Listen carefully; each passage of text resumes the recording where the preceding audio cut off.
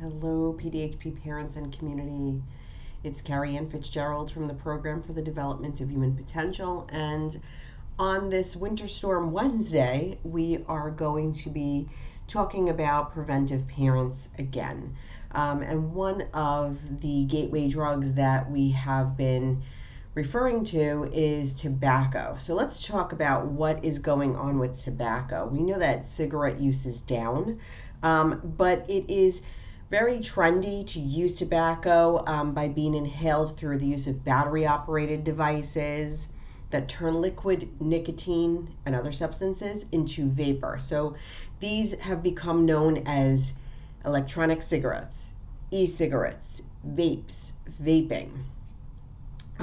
We know that in some cases, these items are also used to process marijuana or other substances.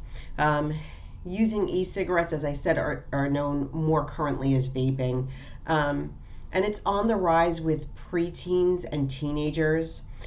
There's belief that a vape is more of a safer alternative to cigarette use. And we have seen in the past year or two that this is not fact. We see a lot of health issues when it comes to lung functioning, when it comes to young people in particular who are using these items. The thing with these products is they look like either cigarettes, they look like pens, styluses, they look like flash drives. So sometimes it's very difficult to discern what is happening with these products. When they were kind of on the rise here, we would talk a lot about them being used within schools because, of course, the kids are all there together, not necessarily just the diocese, but wherever there was this use that could go on because they're so difficult to discern. So they're so small, they emit very small product and very small fragrance, so it's almost undetectable. So this is one of the reasons that kids seem to gravitate to this item. Also, there's a consideration that it's cool. In the past few years, there have been a lot of regulations that came out regarding these products. We see that there needs to be ID now in purchasing them. We see that they're a little more regulated on online purchases because that was a very easy way for this item to be procured.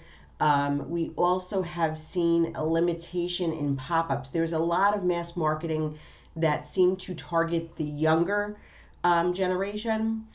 For example, you and I might have a social media account, and some of those pop-up ads that come up are really set to our demographic and our interests, whereas some of these pop-ups regarding vapes were coming out on kids' accounts so that they would reach a demographic.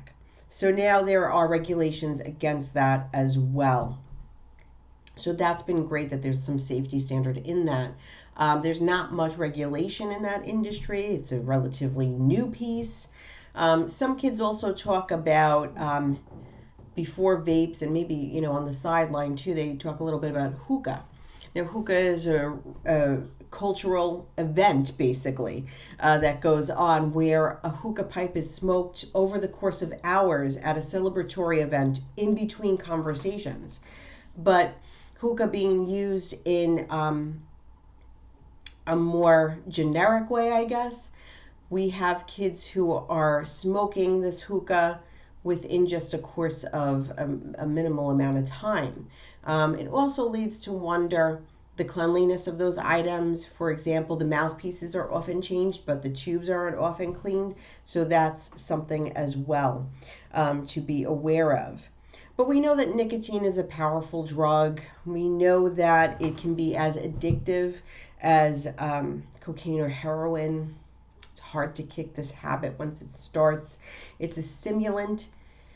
It increases the heart rate. It affects the brain. It hits pleasure centers, which is the way that people start to enjoy vaping. Long-lasting effects in young people will include behavior, will include memory and attention problems.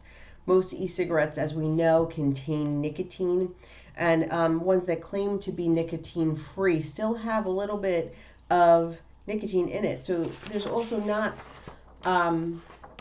one way to tell how much nicotine is in an e-cigarette.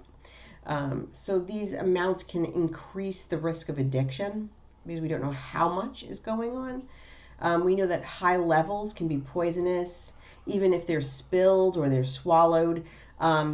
It's not an effective means to regulate or quit traditional smoking, as a lot of people find this misconception. Using nicotine in this particular way can introduce preteens and teens to become regular tobacco users down the line. So again, that's another gateway that's going on there. We know that it can be a gateway to other drugs and other substances that are harmful and easily misused, such as cocaine, a harder hitting drug. And in addition, we know that there are a lot of substances and chemicals within these e-cigarettes that are harmful or that are cancer causing or that may not be 100% regulated on the market. Flavors are customized, just like we were talking about with alcohol, these flavors that seem to appeal to a younger audience. We see the same thing when it comes to vape products. Blueberry graham cracker, gummy bear. These are all flavorings that are out there. And you don't often see an adult user going for that. So it kind of makes you step back and wonder who is actually being targeted here. And even with those flavorings, what are they? And they're being inhaled. They're being taken into the lungs. And we see, that there's a lot of long-term health effects going on. Even though it's still new and there's still a lot of research being done, we've seen the harm. So we know that even though there's this implication of safe use, we often see that these items are marketed by celebrity, by pop culture icons, and it appeals to teenage themes or youth themes. Rebellion, attraction, popularity. We see it in different media that's popular with the age group. Packaging is colorful, design with cartoon characters sometimes. We see that flavoring, fruit and candy flavors. So it appeals to that age generation where they say, well, this is pretty cool. This is something cool to do. It's cooler to vape than to smoke, for example. So there have also been many laws and calls to create laws around smoking and vaping. More recently, there was a law about smoking within a car to lessen effects with people or children under 13.